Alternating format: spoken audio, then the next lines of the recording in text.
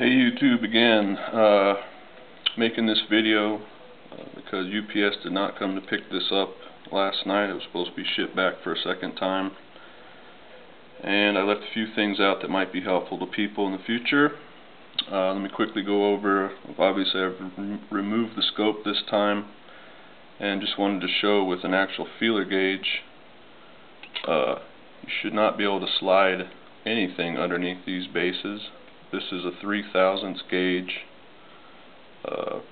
goes up in there about 1/8 of an inch, and that was just because this front screw hole is not tapped deep enough, or the threads were just boogered when they installed it, bolt never fully seated.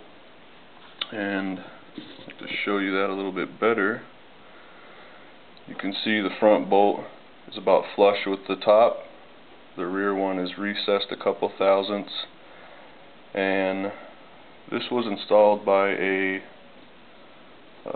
Savage gunsmith. How he did not realize that, I don't know. It was torqued down in that manner when the bolts came out. This one was a little rough coming out, and of course it only had about 2 or 3 threads of engagement. I'll go ahead and show you that real quick. And again, this isn't something you can, gun shop's not going to let you take a rifle apart to check this stuff, so sliding a bill or a gauge underneath it, if you carry one around with you, would be your best bet. This goes in nice and free, bottoms out.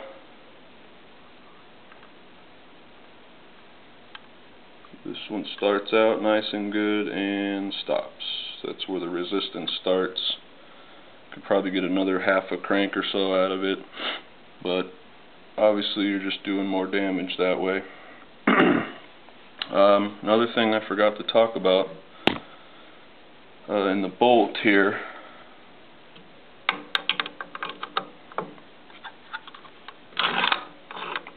this bolt catches on the rear of the receiver quite bad. Now, just normally doing it, not so noticeable, you can hear it, but if you have any kind of load on this thing, it catches pretty good. I mean, it catches bad enough you can hold the rifle vertically. Let's see if it'll do it. And as you can see, the bolt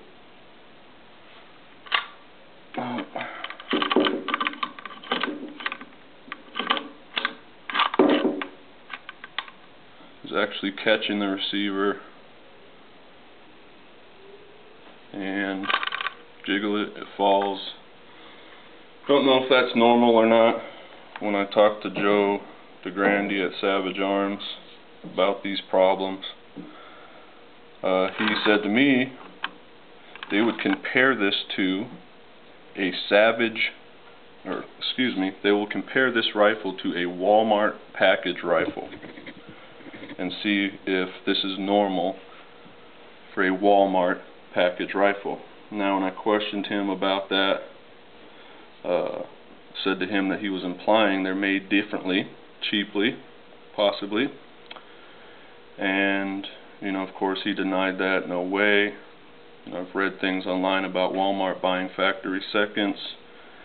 He states that no way would they sell seconds, and they're all built on the same line. Whether or not they're built to the same standards, he wouldn't specify. And we'll see what he has to say. I didn't notice that on my original rifle, so I thought I'd point it out to him. Something else on this one I didn't notice was the bolt actually hits the stock back here. The other one sat about a 1/16 or so above the stock. Again, don't know if that's normal. I'll bring it to Joe's attention, see what he says. Also, as far as the warranty stuff goes, as I stated previously, he made it sound like he was doing me a favor by possibly sending me a new rifle, and that their warranty states that all they're obligated to do is repair, not replace. My owner's manual does not say anything about repairing or replacing, just that they will cover any manufacturer defects for up to 1 year. Found a lot of forums talking about the misaligned receiver hole problem as far back as 2007, some of which were on savageshooters.com, and it's a known problem, and it's a numbers game with them. They just care about pushing more units, and that's fine. As long as they take care of the problem, I'll be happy. Another thing I noticed was the Walmart boxes are different. The box I shipped this back in originally, the Walmart box, was designed differently, which obviously makes me think that Walmart has some play in how these things are built.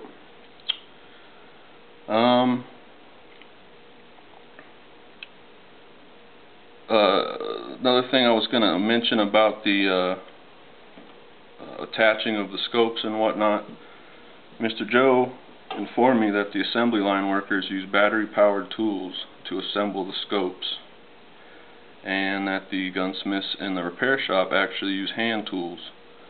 Again, I don't know how you could miss that using hand tools, especially if you're a professional gunsmith. Doesn't make any sense to me. Anyhow, this rifle was purchased in February 2011. Today is April 27th. Hopefully this will be going back today. This was actually manufactured in February 2010. My serial number starts with an H. I'd probably stay away from anything that starts with an H. 2 weeks after I purchased this, a friend of a friend purchased the same exact model. His didn't seem to have any of these problems. I didn't really look at it too good, but didn't have the alignment problem, that's for sure. And his serial number started with a G. Presumably that's probably an older rifle, and maybe it was a better production run. I don't know. Hopefully that kind of stuff will help you. And also on the rear base here, the original rifle I had, I could actually slide a business card under this thing because it was so high off of the receiver. So anything you can use, you shouldn't be able to slide anything under there. If you can, stay away from that rifle. Go ask them to look at a different one. Go to a different store. I don't know. If you're buying something that doesn't have a scope on it from the factory, and they will allow you to put the screws in and check for alignment, that's great. If not, I would try a D&Z Game Reaper one-piece scope. Bass Pro Shops carries these. I believe they're the only major retailer that does right now. So if you're shopping there for a rifle, doesn't have a scope, just see if they'll take one out of the box, set it on there, make sure the holes line up. There's enough play in the holes on these that even if these were drilled slightly off, this would compensate. It's a full round receiver, so that's going to automatically center it as long as this thing clamps down to that receiver properly. Even if these are drilled slightly off, you shouldn't have a problem with that. Let's see here. Another thing I did want to cover was the barrel thickness on these Sporter guns. Now, to do all over again, I would probably just purchase a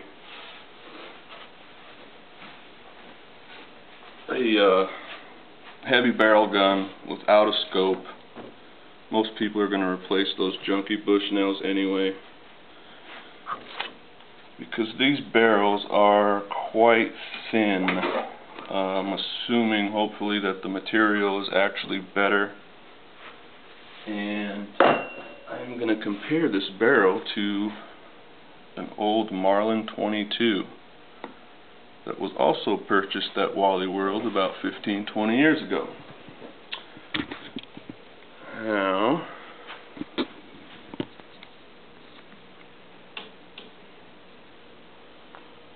.22. Look how thick that barrel is. That barrel thickness is the same as the caliber. This is 30-06 Savage Sport barrel. Barrel thickness is about half of the caliber. hopefully it's a better material and I shouldn't have to worry about that. Obviously if there was a ton of problems with them, they wouldn't be making them. And on that note, hopefully that helps some people a little bit better in purchasing one of these guns if you are looking for a Savage. And we'll see what happens. Hopefully the next video will be a happy one and I'll be praising Savage and I'll be shooting the damn thing. The reason I bought this basically was it was the cheapest way for me to get the AccuTrigger. I really liked the way it felt. It's very crisp.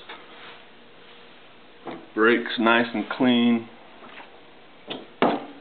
And that's really what sold me on this thing. The cheapest way to get it.